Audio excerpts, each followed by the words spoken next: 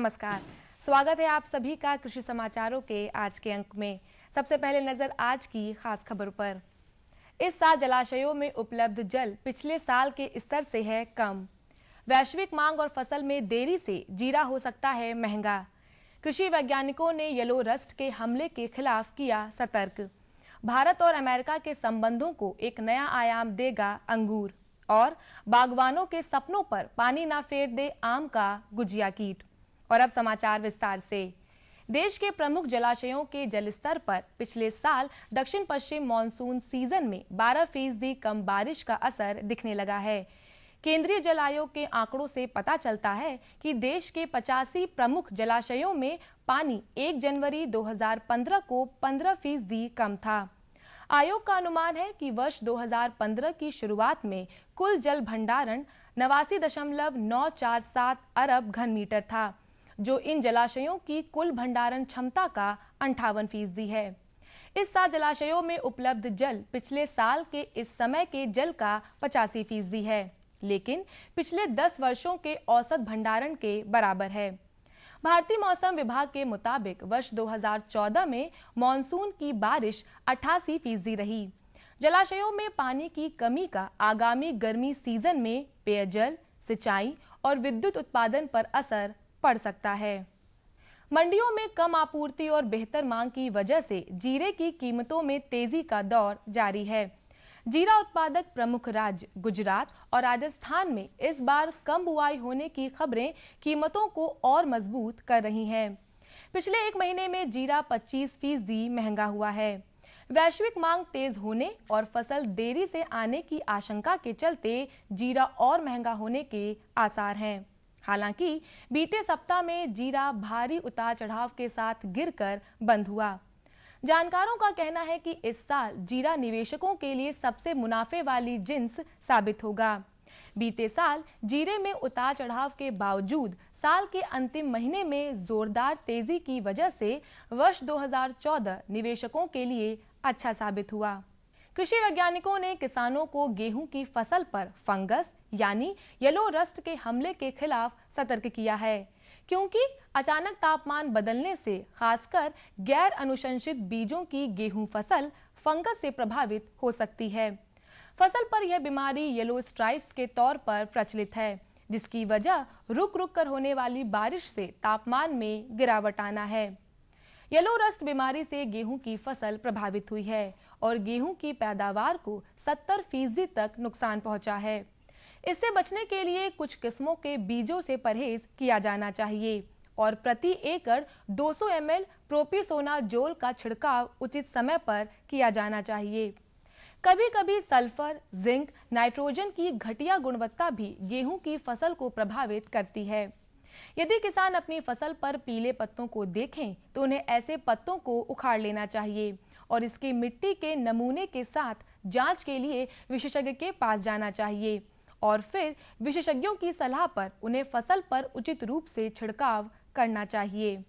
भारत और अमेरिका के संबंधों को अंगूर एक नया आयाम देगा। दरअसल मार्च से भारत से अमेरिकी बाजारों को अंगूर निर्यात शुरू होने की संभावना है।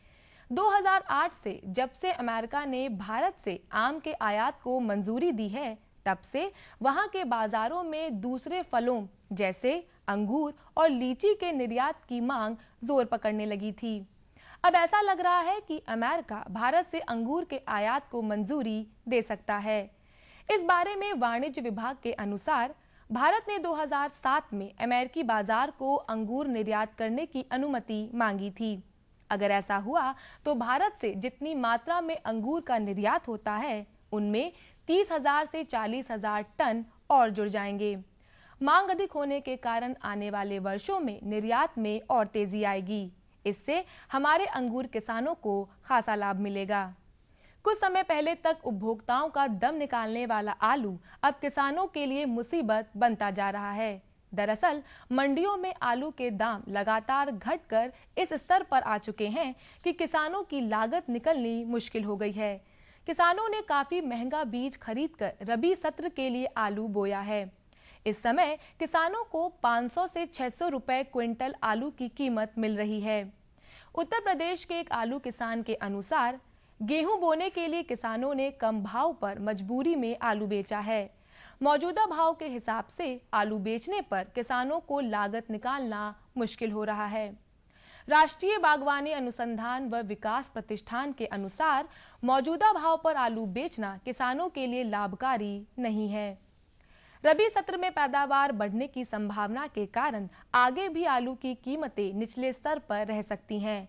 फिलहाल आलू में बढ़वार की प्रक्रिया चल रही है और इस दौरान बारिश फायदेमंद है। हालांकि आगे और बारिश होने पर लेट ब्लाइट रोग लगने का खतरा है। आम के बौर आने से पहले गुजिया कीट का प्रकोप कहीं बागवानों के सपनों पर पानी ना फेर दे। इसके लिए उद्यान विभाग की ओर से बागवानों को सावधानी बरतने की सलाह है। हल्की बारिश से जहां आम के पेड़ों पर जमी मिट्टी धुल गई है, वहीं जाले भी साफ हो गए हैं। ऐसे में अब गुजिया कीट का प्रकोप बढ़ जाएगा। इससे बचाव के लिए किसान बागों की जुताई के साथ ही पेड़ों के तनों को पॉलीथीन से ढकने का कार्य भी शुरू कर दें। जनवरी में बदला मौसम आम के लिए संवेदनशील है। समय रहते किसानों ने ध्यान नहीं दिया तो आम की फसल नष्ट हो जाएगी। गुजिया कीट फूलों पर हमला बोलकर उनका रस चूस लेते हैं और बौर को नष्ट कर देते हैं। ऐसे में पेड़ के मुख्य तने को जमीन से 50 से 60 सेंटीमीटर ऊंचाई पर 400 गेज की पॉलीथीन को लपेटकर उसमें सुतली बांध दें। इससे पेड़ के नीचे वाले कीटों की रोकथाम होगी। बागों की जुताई के साथ ही डाइमेथोएट दवा की 1.5 ग्राम मात्रा 1 लीटर पानी में मिलाकर बौर निकलते समय पेड़ पर छिड़काव करें। किसान भाइयों, कृषि समाचारों के बाद आइए अब जानकारी लेते हैं प्रदेश की प्रमुख मंडियों के ताजा मंडी भावों की।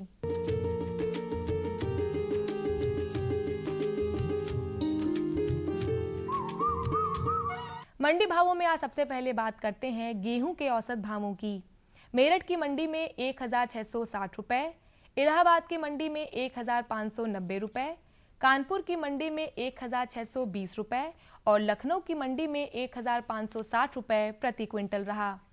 बात अगर चावल के भावों की करें तो मेरठ की मंडी में 2110 रुपए, इलाहाबाद की मंडी में 2010 रुपए, कानपुर की मंडी में 2150 रुपए और लखनऊ की मंडी में 2100 रुपए प्रति क्विंटल रहा। सब्जियों में टमाटर की औसत कीमतों की बात करें तो मेरठ की मंडी में 1585 रुपए, इलाहाबाद की मंडी में 1050 रुपए, कानपुर की मंडी में 1250 रुपए और लखनऊ की मंडी में 1400 रुपए प्रति क्विंटल रहा। प्याज के भावों की बात करें तो मेरठ की मंडी में 1660 रुपए, इलाहाबाद की मंडी में 1650 रुपए, कानपुर की मंडी में 1720 रुपए और लखनऊ की मंडी में 1825 रुपए प्रति क्विंटल रहा। और अब एक नजर आलू के औसत भावों पर। मेरठ की मंडी में 630 रुपए, इलाहाबाद की मंडी में 680 रुपए, कानपुर की मंडी में 620 रुपए और लखनऊ की मंडी में 650 रुपए प्रति क्विंटल रहा। अब नजर केले के औसत भावों पर। मेरठ की मंडी में 1670 रुपए, इलाहाबाद की मंडी में 1800 रुपए, कानपुर की मंडी में 2050 रुपए और लखनऊ की मंडी में 2200 रुपए प्रति क्विंटल रहा। तो ये थे आज के कृषि समाचार और मंडी भाव। अगले अंक में हम फिर आपके लिए लेकर आएंगे कृषि जगत से जुड़ी नई नई जानकारियां। तब तक के लिए हमें दीजिए अनुमति। नमस्कार। और बताओ। बस। अरे ये क्या भैया जी, बस इतनी सी रासायनिक खाद? किसानी छोड़ रहे हो क्या? किसानी नहीं, नादानी छोड़ रहे हैं। मिट्टी की जांच कराई है। अब तो लालाजी जितनी जरूरत है उतने ही उर्वरक खेत में डालेंगे। हाँ, किसान भाई आज ही अपने जिले की नजदीकी भूमि परीक्षण प्रयोगशाला में मिट्टी की जांच जरूर करवाएं और मिट्टी में पोषक तत्व, नमी व पौधे के विकास को देखते हुए केवल जरूरत के अनुसार ही पोषक तत्व डालें। और हाँ, मिट्टी में गंधक, जस्ता, बोरोन जैसे सूक्ष्म पोषक तत्वों का पता लगाना भी न भूलें। उर्वरक और जैविक खाद के सही उपयोग से भूमि का उपजाऊपन बनाए रखें, उत्पादकता बढ़ाएं, खर्चा घटाएं और बहुमूल्य विदेशी मुद्रा बचाने में भी सहयोग दें। और हाँ, धीमी गति से नाइट्रोजन उपलब्ध कराने वाले उर्वरकों जैसे नीम लेपित यूरिया को प्राथमिकता दें और यूरिया का पत्तों पर छिड़काव करें। अरे वाह, तू तो सचमुच समझदार हो गया रे। अधिक जानकारी के लिए संपर्क करें जिला कृषि अधिकारी या किसान कॉल सेंटर। अम्मा खाना दे दो ना। सबर कर बोलू, अभी दाल नहीं गली है। तू फिक्र ना कर गोलू की अम्मा, अब की बार अपनी दाल खूब गलेगी। क्या मतलब जी? अब की बार NFSM के तहत दाल की पैदावार को बढ़ाने के तरीकों को दिखाने के लिए देश में 1000 क्षेत्र चुने गए हैं, जिसमें हमारा इलाका भी आ गया है। पर इससे हमें क्या फायदा? हमें 5 एकड़ खेती के लिए खाद और कीटनाशक के अलावा बढ़िया बीजों की एक मिनी किट भी मिलेगी। इतनी दाल का करेंगे क्या जी? अरे भगवान, सरकार ने दलहन का समर्थन मूल्य भी खूब बढ़ा दिया है और इनकी खरीद का भी पूरा इंतजाम कर लिया है।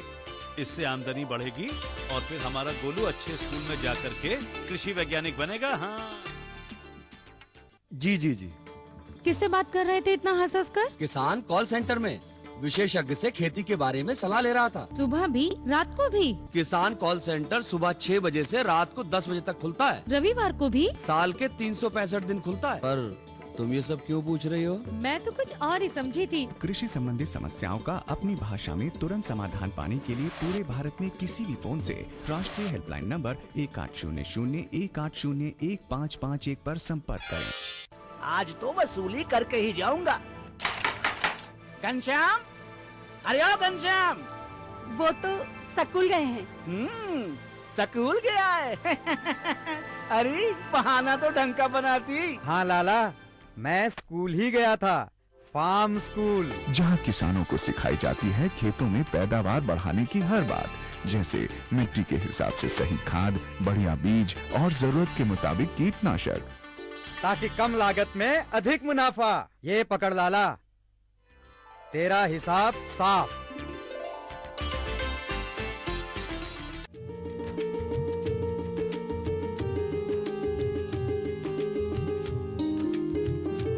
नमस्कार। कृषि समाचारों के बाद एक बार फिर आपका स्वागत है आपके अपने कार्यक्रम कृषि दर्शन में। किसान भाइयों, अगर हम बात करें रोग एवं बीमारियों की, तो अक्सर हम सभी को रोग एवं बीमारियां हो जाती हैं। किसान भाइयों, इसी प्रकार हमारी फसलों में भी विभिन्न प्रकार के रोग एवं कीटों की होने की संभावना होती है। किसान भाइयों, आलू हमारे प्रदेश की प्रमुख फसल है और जो इस समय खेतों में खड़ी है, तो आवश्यकता है इसे रोग एवं कीटों से बचाने की। तो किसान भाइयों, हमारा आज का विषय है आलू की फसल को कीट एवं रोगों से कैसे बचाएं। इसी विषय पर जानकारी देने के लिए हमारे साथ हैं डॉक्टर M.R. डबास, सह प्राध्यापक चंद्रशेखर आज़ाद कृषि विश्वविद्यालय कानपुर। डॉक्टर साहब, आपका हमारे कार्यक्रम में स्वागत है। सबसे पहले हम डॉक्टर साहब ये जानना चाहेंगे कि आलू में होने वाले प्रमुख रोग कौन कौन से हैं? देखिए, आलू की अगर हम बात करते हैं तो आलू की जो हमारी फसल होती है जी, उसमें दो तरीके से रोग होते हैं। जी जी। एक वो रोग होते हैं कि जो हमारी फसल को जमीनी सतह से ऊपर जमीन के ऊपर जो प्रभावित करते हैं। हाँ। जो हमारा जो पौधे का फोलिएज कहलाता है, हरा हिस्सा, पत्तियां हैं, तने हैं, उसमें सब में आता है। जी जी। और वो भी हमारे जो है उत्पादन को प्रभावित करता है, जो हमारे किसान भाइयों का उत्पादन है। दूसरा, चूंकि आलू फसल जो है इसके कंद जमीन के अंदर बनते हैं, जी जी, तो जो कंदों को प्रभावित करते हैं, जमीनी फफूंदी से बीमारी आती है। दो तरह की बीमारियां ये हो। इसमें झुलसा, अधिकतर झुलसे की समस्या आती है। हाँ, देखिए, जो पत्तियों पे और तनों पे जो मैंने जमीन से ऊपर वाली बात बताई है, जी जी, उसमें सबसे प्रमुख बीमारी है झुलसा। जी। झुलसा दो तरह के होते हैं, अगेती झुलसा, पिछेती झुलसा। अच्छा। अगर हम अगेती झुलसा की बात करते हैं तो ये अल्टरनेरिया फफूंदी से आता है ये। अच्छा। और हमेशा जो वायुमंडल में मौजूद रहता है। जी जी। बस देरी होती है कि इसको अनुकूल वातावरण मिले। जी। अगर अनुकूल वातावरण मिल गया जी, तो उसी समय जो है ये क्रियाशील हो जाता है और हमारे पौधे को प्रभावित करने लगता है। अच्छा। इसमें होता क्या है कि पत्तियों के ऊपर जो है गोलाई लिए हुए धब्बे बनते हैं और ये पत्ती के बीच के हिस्सों में ही होते हैं, चारों तरफ से पीले रंग से ये कवर किए रहते हैं। अच्छा। ये इसकी प्रमुख पहचान है। जी। और इसमें एक और हमारे किसान भाई समझ लें, शुरुआती दौर में ये जो पौधे की पुरानी पत्तियां होती हैं, जी, निचली पत्तियां होती है, हाँ। वहां से शुरू होके ये ऊपर की ओर पत्तियों पे जो है अपना प्रभाव डालना शुरू करती है। अच्छा। अब आती है किसान भाई इसमें इसके प्रबंधन के लिए करें क्या? हाँ, इसके लिए निदान क्या किस प्रकार से किया जाए? देखिए, कोई भी हम निदान की अगर या प्रबंधन की बात करते हैं, जी जी, तो सबसे पहले ये जान लें हमारे किसान भाई बुआई के समय अपने आलू को बीज शोधित अवश्य करें। बीज शोधन अवश्य करवाएं। अवश्य करें। जी जी। बीज शोधन के लिए बोरिक एसिड एक रसायन आता है। अच्छा अच्छा। दूसरा एक मैंकोजेब है, फफूंदीनाशक है। मैंकोजेब कोई सा भी ले लें, चाहे मैंकोजेब ले लें चाहे बोरिक एसिड ले लें, उसका 3% का घोल बनाना पड़ता है। 3% का घोल। और उस घोल में जो हमारे आलू के कंद होते हैं, जी जी, उस कंद को डुबो के और निकाल के छाया में सुखा के, इसको अच्छी तरह समझ ले किसान भाई, करते क्या है कि धूप में सुखा देते हैं, नहीं, छाया में सुखा के, पेड़ के नीचे या किसी बरांडे में सुखा के, और उसके बाद जो है हम कंदों को कतार में बुआई करते हैं। सबसे पहले तो ये ध्यान दें। जी जी। लेकिन चूंकि अब बुआई हो चुकी है, फसल हमारी खेत में खड़ी है, और अगर इस प्रकार के लक्षण हमारे किसान भाइयों को दिखाई देते हैं कि पौधे पे गोलाकार जो है चकत्ते बन गए हैं, तो एक रसायन आता है मैंकोजेब। 2.5 ग्राम रसायन 1 लीटर पानी के हिसाब से घोल बनाएं। दोपहर के बाद जब धूप हो, ये ध्यान रखें कि धूप हो, पौधे के स्टोमेटा खुले हों। चूंकि पौधे में फोटोसिंथेसिस की क्रिया होती है, तभी जो है ये इस रसायन को अपने में ग्रहण करता है। अच्छा। इसका पर्णीय छिड़काव कर दें और 10-12 दिन के अंतराल पे इसको जो है पुनः एक बार दोहरा दें। तो इस अगेती झुलसा से हमारे किसान भाइयों को जो है काफी हद तक जो है प्रबंधन मिल जाएगा। अछेती झुलसा की जो अगर हम बात करते हैं, जी जी, ये तो महामारी है एक तरह से आलू के लिए। अच्छा। और अगर अनुकूल वातावरण मिल गया, जैसे हमारा 10-15 डिग्री टेम्परेचर आ जाए, जी जी, जैसे अभी पीछे बारिश हो गई, बारिश भी हुई थी, वातावरण में जो आर्द्रता होती है जिसको हम ह्यूमिडिटी कहते हैं, वो 85-90% पहुंच जाए या उसके ऊपर हो जाए, तो समझ लीजिए उसके इस फफूंदी, ये भी फफूंदी जनित बीमारी है। अच्छा। इसके लिए ये अनुकूल मौसम बन गया और ये फफूंदी जो है एक साथ क्रियाशील हो जाती है। अच्छा। इसमें किसान भाई इसकी पहचान के लिए जान लें कि इसमें होता क्या है कि पौधे की जो पत्तियां होती हैं, जी जी, उनकी जो नोक होती है, हाँ। सबसे पहले धब्बा वहां आता है। अच्छा। और किनारों पे आता है। अच्छा।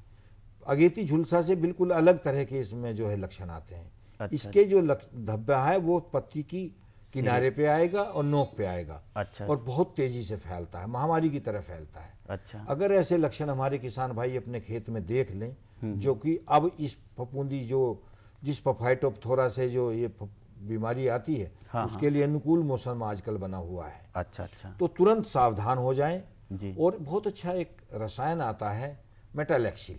मेटालेक्सिल, हाँ, मेटालेक्सिल के साथ में मैंकोजेब मिश्रण के नाम से भी रसायन बाजार में उपलब्ध है। अच्छा अच्छा। जैसे मेटको के नाम से आता है, हाँ हाँ, या रिडोमिल MZ72 के नाम से आता है। जी जी।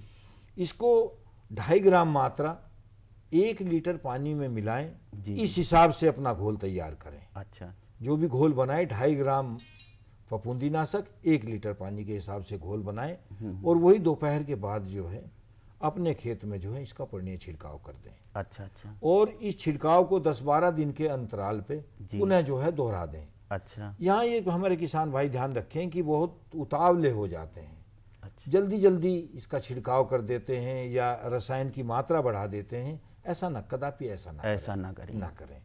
फिर ये जहर का भी कभी कभी काम कर देता है, पौधे को नुकसान दे देता है। तो 10-12 दिन के अंतराल पे ही इस घोल को पुनः जो है दोहरा दें। तो काफी हद तक जो है उनकी फसल को जो है लाभ मिलेगा और ये बीमारी जो है प्रबंधित हो जाए। एक होता है रोग कि उससे पत्ती जो है वो लिपट जाती है। हाँ हाँ, देखिए ये वायरस जनित बीमारी है। अच्छा अच्छा। होता ये है कि ये पोटैटो लीफ कर्ल वायरस, जी, इसको कहते हैं इस बीमारी को। अच्छा। इसमें जो पौधे की पत्तियां होती है वो गोल हो जाती है, बिल्कुल। अच्छा अच्छा। बिल्कुल गोलाई में हो जाती है। हाँ। यही इसकी पहचान है जी। और ज्यादा अगर सीवियर हो जाता, बहुत ज्यादा ये बीमारी आती है, तो कभी कभी पौधे की जो पत्तियां का किनारा होता है जी जी, वो कत्थई रंग से काले रंग का हो जाता है नोक से, और उस पे पौधे की जो पत्ती होती है उस पे भी धब्बे बन जाते हैं जी जी। चूंकि ये बीज जनित बीमारी है। अच्छा, जो वायरस है, हमने जो बीज लिया है वायरस से प्रभावित मान लिया, किसान ने बीज ले लिया जी, और उसको शोधित भी नहीं किया, उसकी बुआई की है, उन खेतों में वो ये बहुत तेजी से फैलता है जी जी। और चूंकि इसका वाहक जो है एक पौधे से दूसरे पौधे में, अच्छा, वायरस जनित बीमारी जो होती है बहुत जल्दी फैलती है, ये कीड़ा ही इसको लेके जाता है। जिसको हम एफिड कहते हैं, माहू। इस समय जो है माहू का प्रकोप भी होता है। अच्छा। तो देखिए, अगर हम हमारे किसान भाइयों के लिए इसमें प्रबंधन की बात करें जी जी, तो अगर इस तरह की फसल हो गई है, अच्छा, उस फसल के जो उत्पादन है, जो आलू पैदा होगा, उसको बीज में कदापि प्रयोग ना करें। अच्छा, स्वस्थ फसल से ही बीज को लें। डॉक्टर साहब, आपने हमारे किसान भाइयों को बहुत अच्छी जानकारी दी किस प्रकार से आलू की फसल को कीटों एवं रोगों से बचाएं। इस विषय पर जानकारी दी, इसके लिए आपका बहुत बहुत धन्यवाद।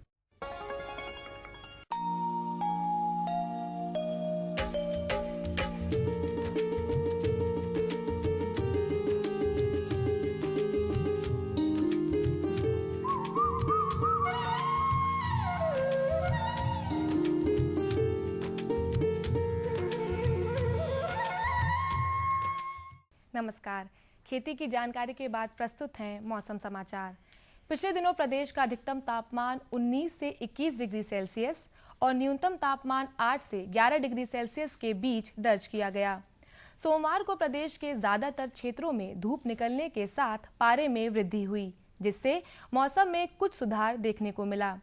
ज्यादातर हिस्सों में दिन का अधिकतम तापमान सामान्य दर्ज किया गया, वहीं रात के तापमान में कोई खास कमी नहीं हुई।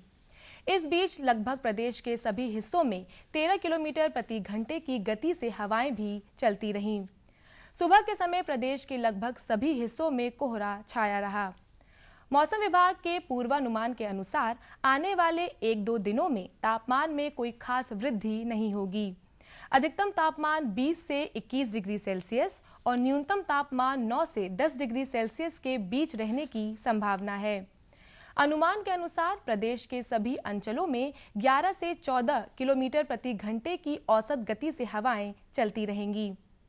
मौसम को ध्यान में रखते हुए किसान भाइयों को सलाह है कि सरसों में सफेद चूर्ण रोग की निरंतर निगरानी करते रहें। यदि लक्षण दिखाई दें तो इंडोफिल M45 2 मिलीलीटर प्रति लीटर पानी में मिलाकर छिड़काव करें। सरसों की फसल में चेम्पा कीट की निरंतर निगरानी करते रहें।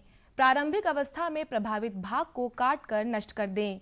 यदि प्रकोप अधिक हो तो रोगोर या क्यूनालफास 2 मिलीलीटर प्रति लीटर पानी में मिलाकर छिड़काव आसमान साफ होने पर करें। गेहूं की फसल में यदि दीमक का प्रकोप दिखाई दे तो बचाव हेतु किसान भाई क्लोरपाइरीफास 20 EC 2 लीटर प्रति एकड़ 20 किलोग्राम बालू में मिलाकर खेत में शाम को छिड़क दें और सिंचाई करें। इस मौसम में तैयार बंद गोभी, फूल गोभी, गांठ गोभी आदि की पौध की रोपाई मेड़ों पर कर सकते हैं। इस मौसम में पालक, धनिया, मेथी की बुआई कर सकते हैं।